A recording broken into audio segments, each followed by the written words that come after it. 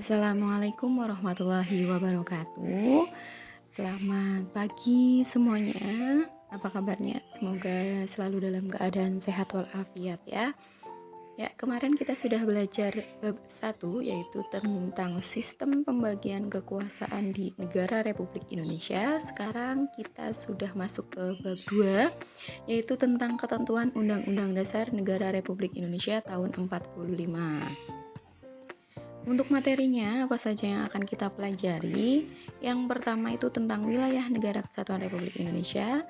Yang kedua tentang kedudukan warga negara dan penduduk Indonesia.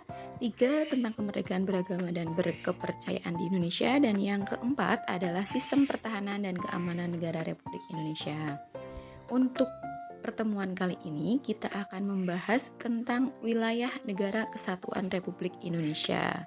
Ada memetakan wilayah, darat, laut, udara, terus batas wilayah negara kita, dan yang terakhir ada kekuasaan negara atas kekayaan alam yang terkandung di wilayah negara kita.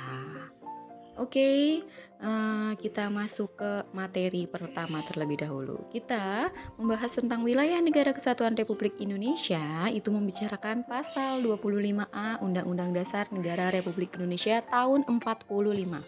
Ingat-ingat ya, pasal 25A yang menyebutkan bahwa negara kesatuan Republik Indonesia adalah sebuah negara dengan kepulauan yang berciri Nusantara dengan wilayah yang batas-batas dan hak-haknya ditetapkan dengan undang-undang. Jadi, negara kita itu punya batas-batas dan punya hak terhadap negaranya.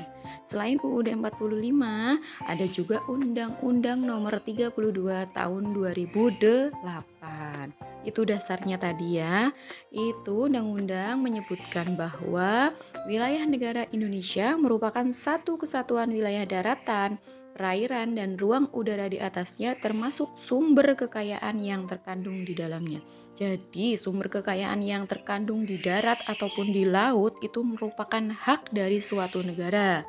Nah, kesimpulannya, wilayah Indonesia itu terdiri dari wilayah darat, perairan, dan udara. Jadi, wilayah kita itu nggak hanya daratan saja, tetapi ada perairan dan ada udara. Kita masuk ke wilayah daratan.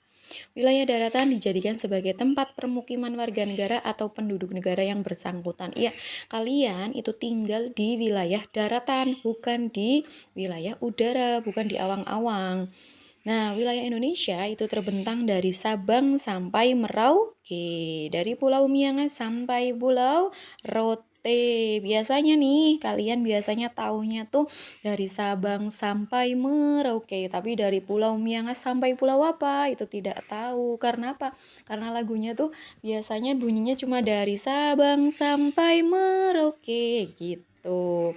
Ya, perbatasan Indonesia itu Sabang sampai Merauke, Pulau Miangas sampai Pulau Rote. Untuk wilayah daratan intinya adalah wilayah yang digunakan sebagai tempat pemukiman, tempat beraktivitas warganya.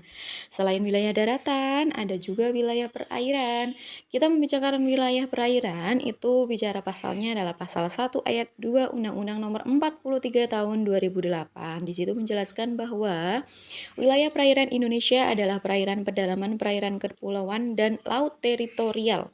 Ketentuan tentang wilayah perairan Indonesia tercantum dalam Deklarasi Juanda. Itu pada tanggal 13 Desember 1957 itu udah dideklarasikan. Nah, menurut UNCLOS, Hukum Laut Internasional, konsep perairan Indonesia itu terdiri atas laut teritorial, batas landas kontinen, dan zona ekonomi eksklusif. Kayaknya kalau ZEE sudah pernah dengar ini pasti. Pembagian dan penentuan zona perairan Indonesia dengan negara lain menjadi begitu penting karena ketentuan tersebut menentukan pengelolaan negara terhadap kekayaan alam yang terkandung di dalamnya. Intinya pengelolaan terhadap wilayah itu merupakan suatu hal yang sangat penting. Nah, ini untuk penjelasan batas wilayah Laut Indonesia. Kalian bisa lihat yang pertama itu ada laut teritorial atau laut wilayah. Jaraknya adalah 12 mil kedalaman penuh dan negara pantai. Jadi ditarik 12 mil dari garis pantai. Ada juga zona tambahan. Zona tambahannya 12 mil karena zona tambahan itu paling banyak adalah 24 mil ditarik dari garis bibir pantai. Selain itu ada landas kontinen atau batas landas kontinen. Kalau kontinen itu membicarakan kondisi geologis morfologis. Jadi benua atau lempengan benuanya. Jadi itu di bawah itu ada landas kontinen, lereng kontinen dan tanjakan kontinen. Jadi di bawahnya ya. Nah, ada juga zona ekonomi eksklusif. Jaraknya itu sama dengan landas kontinen yaitu 200 mil dari bibir pantai. Nah, di sini suatu negara itu boleh melakukan eksploitasi terhadap kekayaan alamnya. Eksklusif ekonomi negara pantai intinya boleh melakukan pelayaran, boleh melakukan pencarian ikan, terumbu karang, pengeboran, itu boleh di wilayah zona ekonomi eksklusif. Selain itu ada zona laut lepas. Nah, untuk zona laut lepas, kalau misalnya mau mengeksploitasi itu harus izin dulu pada Badan Otoritas Internasional karena laut lepas itu bukan laut milik suatu negara, tapi laut umum. Jadi harus ada perizinan terlebih dahulu. Boleh melakukan aktivitas tapi harus izin terlebih dahulu dan itu diatur oleh Badan Otoritas Internasional. Tidak boleh sembarangan. Nah, ini laut, wilayah laut juga merupakan wilayah yang sangat penting. Batas-batasnya pun juga ditetapkan. Kenapa? Karena tidak boleh negara lain itu sembarangan masuk, sembarangan mengeksploitasi. Jadi, harus izin terlebih dahulu terhadap atau kepada negara yang bersangkutan. Karena wilayah laut pun menjadi wilayah hak daripada suatu negara. Tidak boleh sembarangan. Itu daratan, di situ ada gambaran juga. Daratan itu ada rumahnya, terus ada mercusuarnya. Daratan itu yang sebagai tempat kalian tinggal. Kalau misalnya Bu, ada loh beberapa daerah yang tinggal atau melakukan aktivitas di perairan kayak misalnya pasar apung, itu beda lagi. Mereka mungkin melakukan aktivitasnya sebagian di perairan, tapi kebanyakan mereka itu berbijaknya pun di wilayah daratan. Tapi bukan berarti hanya wilayah daratan saja yang penting. Semua wilayah itu menjadi sangat penting. Ya, kita masuk ke pertama, zona laut teritorial. Ialah garis khayal, jadi garisnya khayal ya, nggak ada garis real, nggak ada garis beneran. Berjarak 12 mil dari garis dasar ke arah laut lepas, jadi ke bibir pantai itu ke arah laut lepas. Laut teritorial merupakan laut milik wilayah negara atau laut suatu negara, jadi itu hak penuh. Kalau misalnya kita membicarakan Indonesia, berarti negara Indonesia memiliki kedaulatan penuh untuk memanfaatkan air, kekayaan laut, dasar laut, dan udara di sekitarnya. Oleh karena itu, ketika negara lain yang hendak memasuki wilayah teritorial ini harus mendapat izin dari negara Indonesia. Jadi ada perizinannya. Maka dari itu, negara kita, negara lain pun itu menyediakan yang namanya jalur pelayaran sebagai prasarana lalu lintas damai. Jadi nggak boleh asal-asalan lewat, tapi ada jalurnya. Nah, selanjutnya ada perairan Nusantara dan zona tambahan. Laut Nusantara disebut juga perairan Nusantara atau perairan pedalaman, yaitu laut di antara pulau-pulau yang dibatasi garis dasar pulau. Kalau perairan Nusantara itu tuh yang ada di dalam pulau-pulau itu. Kalau zona tambahan, Indonesia adalah zona yang lebarnya tidak melebihi 24 mil yang diukur dari garis pangkal laut teritorial. Nah, itu. Jadi maksimal itu adalah 24 mil.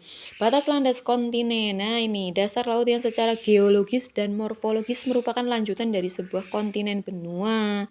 Sudah tahu ya, tadi kalau misalnya kita membahas batas landas kontinen itu adalah bahas kondisi geologis dan morfologis. Benuanya, batuannya. Jaraknya adalah 200 mil laut. Apabila terdapat dua negara dalam satu landas kontinen dalam jarak kurang dari 200 mil, maka batas landasnya itu dibagi 2. Ya, ini wilayah udara. Wilayah udara juga sama pentingnya dengan wilayah daratan dan perairan, terutama setelah ditemukannya pesawat terbang. Setelah negara-negara itu punya pesawat terbang, wilayah udara itu merupakan wilayah yang sangat penting. Karena terkait dengan kemajuan ilmu teknologi. Selain itu, wilayah ekstrateritorial merupakan wilayah suatu negara yang berada di luar yang berdasarkan hukum internasional diakui sebagai daerah kekuasaan suatu negara. Contohnya apa? Satu, perwakilan suatu negara di negara lain yaitu kedutaan besar dan konsulat jenderal. Duta besar Indonesia di Amerika misalnya itu merupakan wilayah ekstrateritorial Indonesia. Gedungnya, daerah kedutaan besarnya itu merupakan wilayah ekstrateritorial Indonesia. Nah, untuk batas wilayah negara Indonesia itu ada aja apa aja?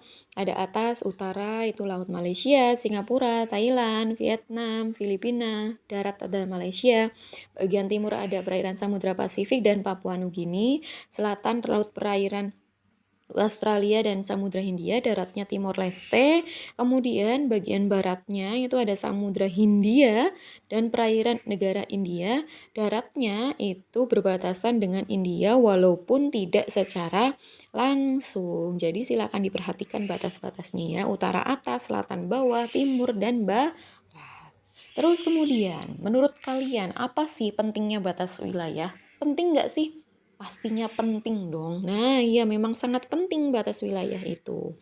Yang pertama, itu menyangkut pertahanan dan keamanan suatu negara, sosial, ekonomi, dan budaya. Jadi batas itu berkaitan dengan wilayah, menciptakan tertib administrasi.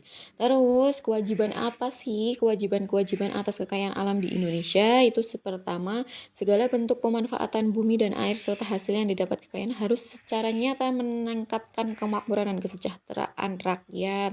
Jadi nggak boleh dieksploitasi oleh seseorang saja, tapi harus kemakmuran rakyat.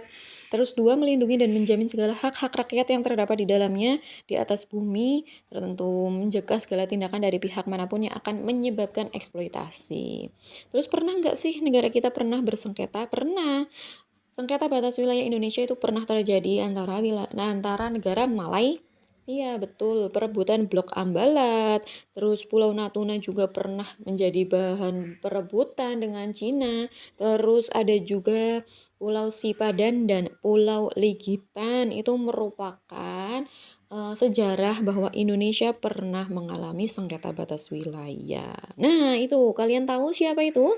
Itu untuk materi selanjutnya terkait warga negara dan penduduk Indonesia.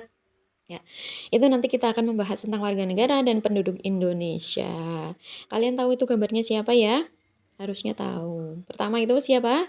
Oke, Cinta Laura, dua Anggun C. Sasmi dan Elkan Bagot. Ya,